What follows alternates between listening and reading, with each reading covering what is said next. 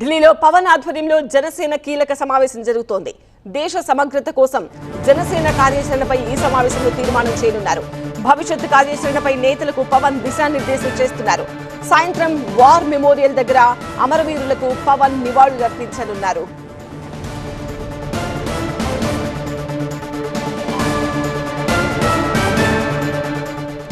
తెలంగాణ ఏర్పాటును తాను ఎన్నడూ వ్యతిరేకించలేదన్నారు పవన్. కాంగ్రెస్ విభజించిన తీరుతోనే అసంతృప్తి, అసహనం ఉన్నాయని చెప్పారు. విభజన సమస్యలు, ఆస్తుల పంపకం అలాగే ఉందని తెలిపారు. కాంగ్రెస్ తీరు ఇప్పటికీ మారలేదని, ఇటీవల జనసేన సమావేశానికి హైదరాబాద్ లో అనుమతి ఇవ్వలేదన్నారు పవన్.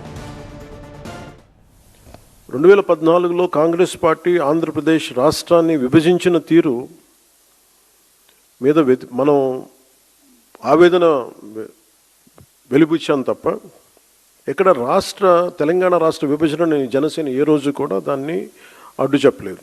ఇది 2009 నుంచి నేను రిపీటెడ్గా చెప్తున్నా, this is my commitment and also Janasena's commitment for betterment of Telangana, for the statehood of Telangana. కాకపోతే కాంగ్రెస్ పార్టీ విభజించిన తీరు మటుకు ఒక అసంతృప్తిని, ఒక అశాంతిని సృష్టించింది. ఈ రోజుకి ఆ వారసత్వపు సమస్యలు ఇలాగే ఉన్నాయి, ఆస్తుల పంపకాలు కావచ్చు. అంటే ఇవన్నీ కాంగ్రెస్ పార్టీ ఆ రోజు చేసిన విభజించిన విధానం కానీ, వాళ్ళ డివిజివ్నెస్ అప్రోచ్ కానీ ఈ రోజుకి ఆ ధోరణి మారలేదు. దానికి ఉదాహరణ ఇటీవల తెలంగాణలో జనసేన సభని అనుమతులు ఇవ్వకుండా అడ్డుకోవడం. ఈరోజు ఎజెండాలు ఇది ప్రధానాంశం కానప్పటికీ కూడా ప్రతిసారి ఒక్కొక్క రాజకీయ పార్టీ తమ సొంత రాజకీయ సరిహద్దులు పెట్టుకొని ఎలాంటి విభజనలు సృష్టిస్తారో చెప్పడానికి నేను దీన్ని ఒక ఉదాహరణగా చెప్తున్నాను.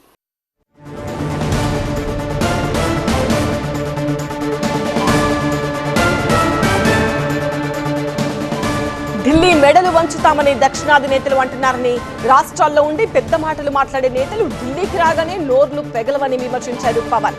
ఢిల్లీ వస్తే ఈ నేల గాఢత వారి నోళ్లు మోయిస్తుందన్నారు. తెలుగు రాష్ట్రాలు కావచ్చు, కొంచెం దక్షిణాది రాష్ట్రాలు కావచ్చు, మనం ఎక్కువగా వినేది, మేము ఢిల్లీ మెడలు ఉంచుతాం, చొక్కా పట్టుకొని నేలకు దించుతాం, తడాకా చూపిస్తాం అని దక్షిణాది నాయకులు చాలామంది చాలా పెద్ద పెద్ద మాటలు మాట్లాడుతూ ఉంటారు. కానీ నిజంగా వాళ్ళు ఢిల్లీకి రాగానే ఆ మాటలు ఎందుకు గొంతులోంచి రావు, పెగలు, ఏంటో భయం అనుకుంటాం. అంటే ఎందుకు రాదు అంటే ఆ మాటలు వ్యక్తుల్ని చూసి వీటన్నిటికంటే కూడా ఢిల్లీ రాజధాని చూసిన ఆ విశిష్టత, ఇక్కడున్న విశిష్టత, మన రాష్ట్రాల్లో ఉండి పెద్ద పెద్ద మాట్లాడే నాయకులందరూ కూడా ఇక్కడికి వచ్చినప్పుడు ఢిల్లీ తాలూకు ఈ గాఢతను చూసిన తర్వాత ఈ దేశం యొక్క సమగ్రతని అర్థం చేసుకుంటారు.